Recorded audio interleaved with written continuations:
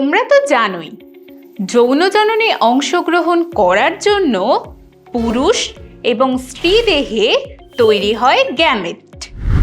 পুরুষ দেহে গ্যামেট হিসেবে তৈরি হয় শুক্রাণু বা স্পার্ম এবং স্ত্রী দেহে গ্যামেট হিসেবে তৈরি হয় ডিম্বাণু বা ওভাম।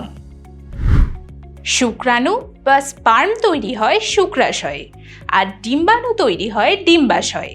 তবে আজ আমরা স্পার্ম নিয়েই আলোচনা করব। শুক্রাশয় বা টেস্টিসের সেমিনিফেরাস টিউবিউলে শুক্রাণু উৎপাদন হয়। কিন্তু এই যে শুক্রাণু, তাকে দেখতে কেমন হয়, তার গঠনটাই বা কেমন হয়, চলো দেখে নিই। তোমরা যদি শুক্রাণুর গঠনটা একটু ভালো করে দেখো, দেখবে যে এর গঠনটা অনেকটা ব্যাঙাচির মতো। শুক্রাণু মোটামুটি 55 থেকে 65 মাইক্রোমিটার লম্বা হয়। একটি পরিণত শুক্রাণুর 4টি অংশ থাকে।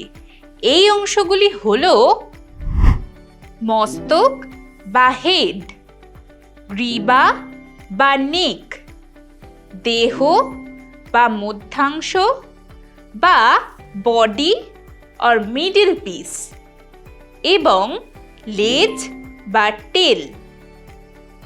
পরিণত শুক্রাণুর মস্তক, গ্রীবা অংশ আর দেহে একটা পাতলা আবরণ থাকে। এর নাম শুক্রঝিল্লি বা স্পার্ম মেমব্রেন। এবার চলো শুক্রাণুর মস্তকের গঠনটা দেখে নিই।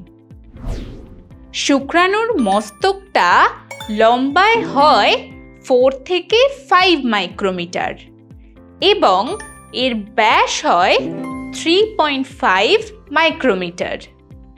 মস্তকটি দেখতে হয় চ্যাপ্টা এবং ডিম্বাকার। শুক্রাণুর মস্তক প্রধানত নিউক্লিয়াস নিয়ে গঠিত হয়। এই নিউক্লিয়াসটি হ্যাপ্লয়েড প্রকৃতির হয়। শুক্রাণু এক্স ক্রোমোজোম বাহীও হতে পারে, আবার ওয়াই ক্রোমোজোম বাহীও হতে পারে।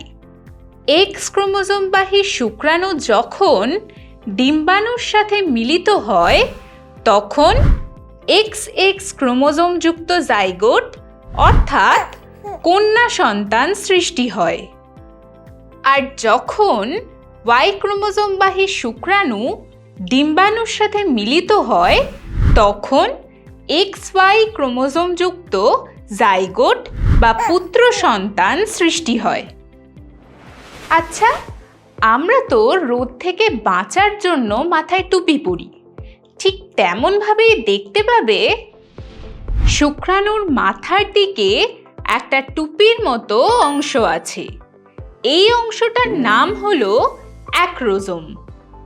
এর মধ্যে কিছু আর্দ্র বিশ্লেষণকারী উৎসেচক থাকে, যেমন ধরো হায়ালুরোনিক অ্যাসিড, অ্যাক্রোসিন ইত্যাদি। অপরিণত শুক্রাণুর গলগি বডি থেকে এই অ্যাক্রোজোম তৈরি হয়। এই অ্যাক্রোজোম কিন্তু নিষেক প্রক্রিয়ায় বিশেষ গুরুত্বপূর্ণ ভূমিকা পালন করে। ব্যাপারটা কীরকম? শুক্রাণু যখন ডিম্বাণুতে প্রবেশ করতে চায় তখন শুক্রাণুর অ্যাক্রোজোমে থাকা এই উৎসেচকগুলি ডিম্বাণুর করোনা রেডিয়েটার কোষগুলিকে গলিয়ে দেয়, ফলে শুক্রাণু ডিম্বাণুতে প্রবেশ করতে পারে।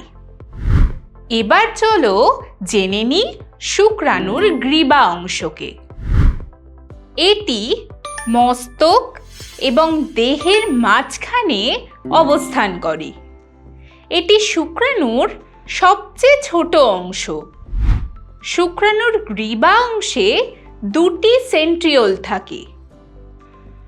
গ্রীবার উপরের দিকের সেন্ট্রিওলের নাম প্রক্সিমাল সেন্ট্রিওল আর নিচের দিকের সেন্ট্রিওলের নাম ডিস্টাল সেন্ট্রিওল।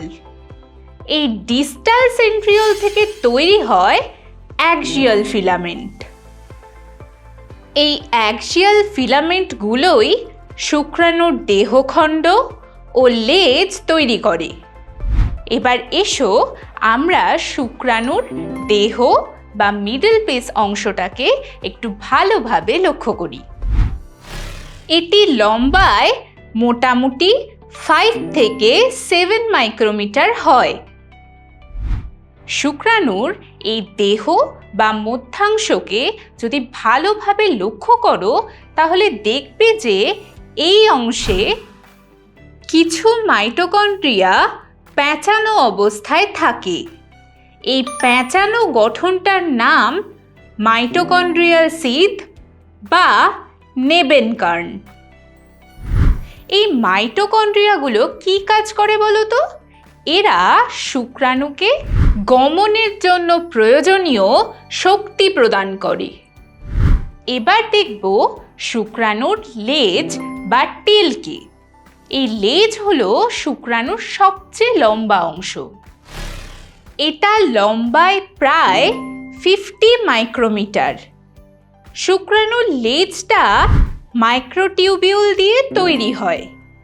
এই মাইক্রোটিউবিউলকে ঘিরে থাকে সাইটোপ্লাজম, কিন্তু নিচের সরু এই অংশটাতে সাইটোপ্লাজম থাকে না। এই অংশটাকে বলে এন্ড পিস। শুক্রাণুর লেজের গঠনটা তো তোমাদের বললাম, এবার এর কাজটাও জেনে নিই।